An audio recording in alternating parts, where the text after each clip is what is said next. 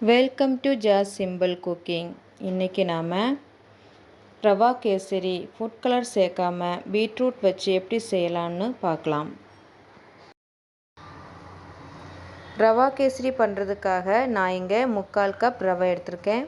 3/4 cup sugar, 1/4 teaspoon ஏலக்காய் தூள், கொஞ்சம் முந்திரி பருப்பு, கொஞ்சம் உலர்ந்த திராட்சை, 4 ஸ்பூன் நெய்.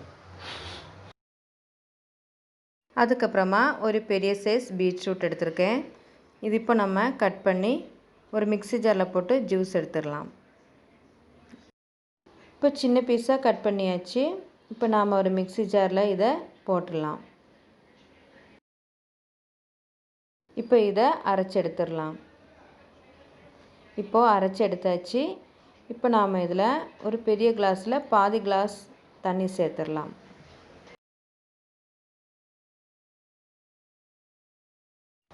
இப்போ நல்லா அரைச்சி எடுத்தாச்சு. இப்போ நாம் இதை அரிச்சு எடுத்துடலாம்.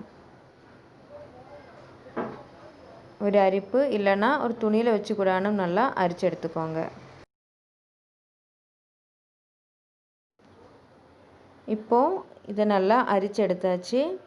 இதை நாம் இப்போ வேறொரு பாத்திரத்தில் சேர்த்துக்கலாம்.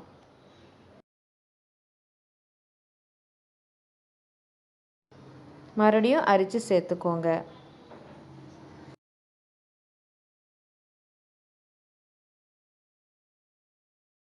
இப்போ எல்லாம் அரிச்சு சேர்த்தாச்சு. இப்போ நம்ம ஸ்டவ் ஆன் பண்ணிடலாம். இது இப்போது கொதிக்கட்டும். இப்போ நல்லா கொதிக்க ஆரம்பிச்சிட்டு இது ஒரு 10 நிமிஷத்துக்கு நல்லா கொதிக்கட்டும். அப்போ தான் பீட்ரூட்டோட பச்சை வாசனை போகும். இப்போ 10 நிமிஷம் நல்லா கொதிச்சுட்டு இப்போ நாம் இதை சைடில் எடுத்து வச்சுக்கலாம். அதுக்கப்புறமா ஸ்டவ் ஆன் பண்ணி ஒரு கடாய் வச்சுக்கோங்க. அதில் 1 ஸ்பூன் நெய் சேர்த்துக்கோங்க. நெய் சூடானதும் நம்ம எடுத்து வச்சுருக்கிற முந்திரி பருப்பை சேர்த்து நல்லா வறுத்துக்கலாம்.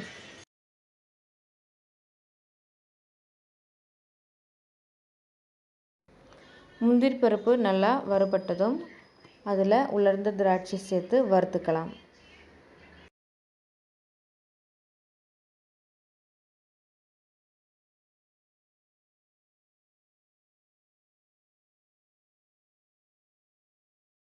இப்போ ரெண்டும் நல்லா வறுபட்டாச்சு. இப்போ நம்ம இது ஒரு பாத்திரத்தில் எடுத்து வச்சுக்கலாம்.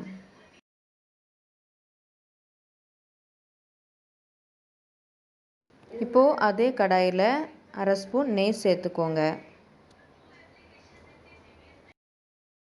நெய் சூடானதும் நாம் எடுத்து வச்சுருக்கிற ரவையை சேர்த்து நல்லா வறுத்தெடுத்துக்கலாம். ஒரு 7லேருந்து 8 நிமிஷம் நல்லா வறுத்தெடுத்துக்கோங்க. ஃப்ளேமை வந்து மிதமான சூடில் வச்சுக்கோங்க.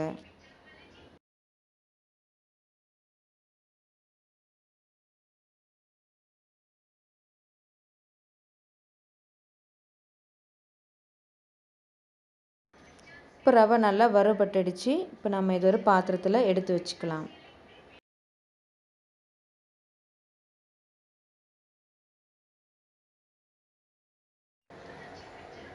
அதுக்கப்புறமா அதே கடாயில் 1/2 கப் தண்ணி சேர்த்துக்கலாம். நான் 3/4 கப் ரவைக்கு 1/2 கப் தண்ணி சேர்த்துருக்கேன். இப்போ தண்ணி நல்லா கொதிக்க ஆரம்பிச்சிட்டு இப்போ நாம் வறுத்து வச்சுருக்கிற ரவையை கொஞ்சம் கொஞ்சமாக சேர்த்து நல்லா கிளறி விட்டுக்கலாம். மொத்தமாக சேர்த்திங்கன்னா கட்டிப்படுறதுக்கு வாய்ப்பு இருக்குது.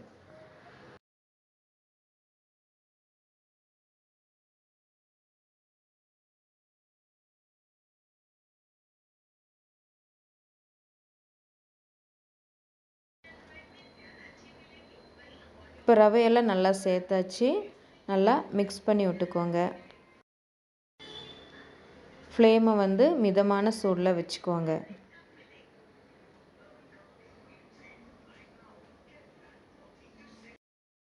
இப்போ ரவை நல்லா வெந்துருச்சு. இப்போ நாம் இதில் பீட்ரூட் ஜூஸை அரித்து சேர்த்துடலாம்.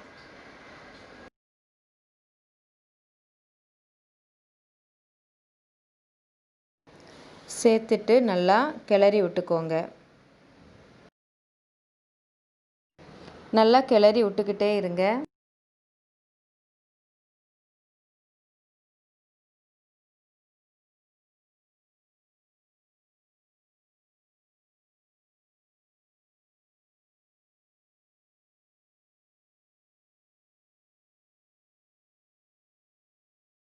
இப்போ நல்லா கெட்டியாக வந்திருக்கு. இப்போ நாம் இதில் சுகர் சேர்த்துடலாம். சுகர் சேர்த்துக்கும் போது கொஞ்சம் கொஞ்சமாக சேர்த்துக்கோங்க. ஒரே நேரத்தில் சேர்த்திங்கன்னா கட்டி கட்டியாக ஆயிரும். அதனால் கொஞ்சம் கொஞ்சமாக சேர்த்துக்கலாம்.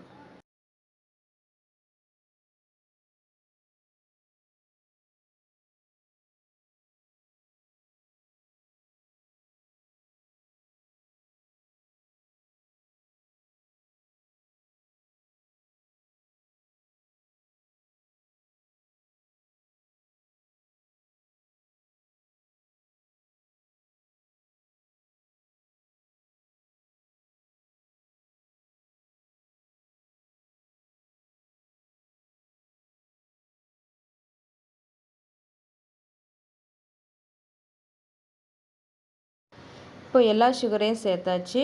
இப்போ நல்லா கிளறி விட்டுக்கோங்க.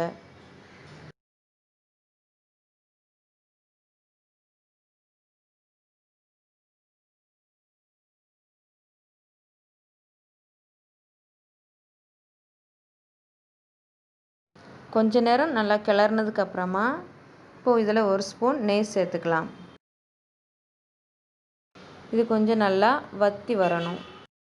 இப்போ நாம் இதில் ஏலக்காய் தூள் சேர்த்து நல்லா கிளறி விட்டுக்கலாம்.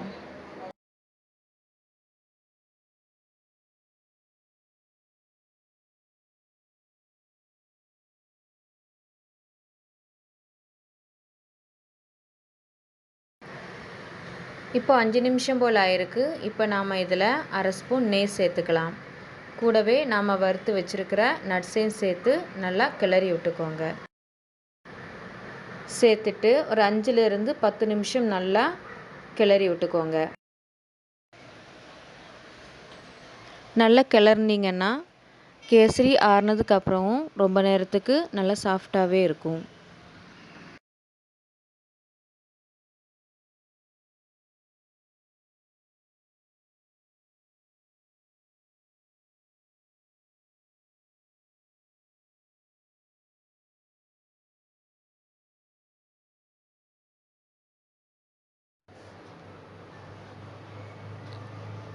இப்போ 5லேருந்து 10 நிமிஷம் நல்லா கிளறி விட்டாச்சு. கேசரியில் பீட்ரூட்டோட வாசனை கொஞ்சம் கூட இருக்காது. இப்போ நம்ம ஸ்டவ்வை ஆஃப் பண்ணிடலாம். அவ்வளோதான், பீட்ரூட் ரவா கேசரி ரெடி ஆயிட்டு. இந்த வீடியோ உங்களுக்கு பிடிச்சிருந்தா லைக் பண்ணுங்கள், ஷேர் பண்ணுங்கள், கமெண்ட் பண்ணுங்கள், மறக்காமல் சப்ஸ்கிரைப் பண்ணுங்கள். தேங்க்ஸ் ஃபார் வாட்சிங்.